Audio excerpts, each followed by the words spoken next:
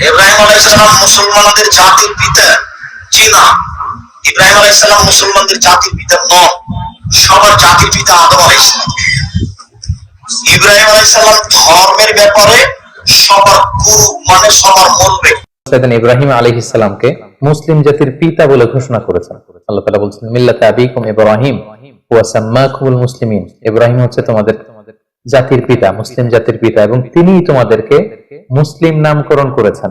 এই যে আমরা আমাদের পরিচয় দিতে যে আমরা বলি যে আমরা মুসলিম, আই এম এ মুসলিম, এই ইসলাম শব্দটা, এই মুসলিম শব্দটাকে সাইয়েদনা ইব্রাহিম আলাইহিস সালাম নিজের জন্য চুজ করেছেন এবং তিনিই তোমাদেরকে মুসলিম নামকরণ করেছেন।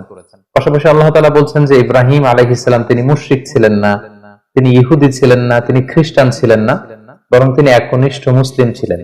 মা কানা ইব্রাহিমু ইয়াহুদিয়্যান ওয়ালা নাসরানিয়্যান ওয়ালাকিন কানা হানিফান মুসলিমা ওয়া মা কানা মিনাল মুশরিকিন। আল্লাহ তাআলা বলছেন ইব্রাহিম আলাইহিস সালাম তিনি ইহুদি ছিলেন না, খ্রিস্টান ছিলেন না, মুশরিক ছিলেন না, তিনি ছিলেন একনিষ্ঠ মুসলমান। সাইয়েদনা ইব্রাহিম আলাইহিস সালামকে আল্লাহ তাআলা অনেকগুলো পরীক্ষায় তিনি ফেলেছিলেন। তার পুরো জীবনটা ছিল পরীক্ষা দ্বারা পরিপূর্ণ। অনেক স্ট্রাগল করে করে, অনেক পরীক্ষায় উত্তীর্ণ হয়ে তিনি এই সম্মানের আসনে আসীন হয়েছেন। আল্লাহ তাআলা ইরশাদ করছেন ওয়া ইয বিতালা ইব্রাহিম রাব্বুহু বিকালিমাতিন ফাআতাম্মাহুন ক্বালা ইন্নী জাআলুকা লিন-নাসি ইমামা।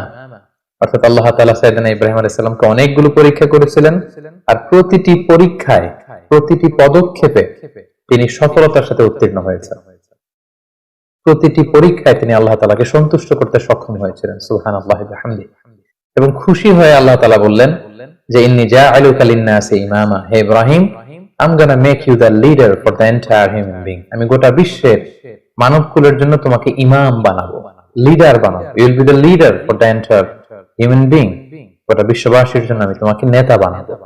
এবং তিনি ইব্রাহিম আলাইহিস সালামের উপর এত খুশি হয়েছিলেন যে সাইয়েদনা ইব্রাহিম আলাইহিস সালামকে আল্লাহ তাআলা খলিলুল্লাহ উপাধিতে তিনি ভূষিত করেছেন। আল্লাহ তাআলা ইরশাদ করছেন ওয়াত্তাখাযাল্লাহু ইব্রাহিমা খলিলা। অর্থাৎ আল্লাহ তাআলা সাইয়েদনা ইব্রাহিম আলাইহিস সালামকে খলিল হিসেবে গ্রহণ করেছেন। খলিল মানে হচ্ছে very intimate friend, very close friend. Allah তাআলা সাইয়েদনা ইব্রাহিম আলাইহিস সালামকে খুব কাছের একজন বন্ধু হিসেবে, খলিলুল্লাহ হিসেবে তিনি ভূষিত করেছেন। পাশাপাশি আমাদের আল কুরআন আল কারীমে তিনি সাইয়েদনা ইব্রাহিম আলাইহিস সালামের নামে একটি স্বতন্ত্র সূরা ডেডিকেট করেছেন। কালামুল্লাহ মাজিদের 14তম সূরা হচ্ছে সূরাতুল ইব্রাহিম। এখানেই শেষ নয়, সাইয়েদনা ইব্রাহিম আলাইহিস সালামের স্মরণকে মুমিন হৃদয়ে সদা জাগ্রত রাখবার জন্য আল্লাহ তাআলা বিশ্বাসীদের জন্য প্রত্যেক সালাতের শেষের দিকে, শেষ বৈঠকে সালাম ফেরানোর আগে একটা দুরূদ পড়াকে আমাদের জন্য আল্লাহ তাআলা অবধারিত করেছেন। এবং এই দুরূদটার নাম হচ্ছে দুরূদে ইব্রাহিম। আমরা সব সময় সালাতের শেষ বৈঠকে সালাম ফেরানোর আগে পড়ে থাকি আল্লাহুম্মা সাল্লি আলা মুহাম্মাদ ওয়া আলা আলি মুহাম্মাদ কামা সাল্লাইতা আলা ইব্রাহিম ওয়া আলা আলি ইব্রাহিম ইন্নাকা হামিদুম মাজিদ।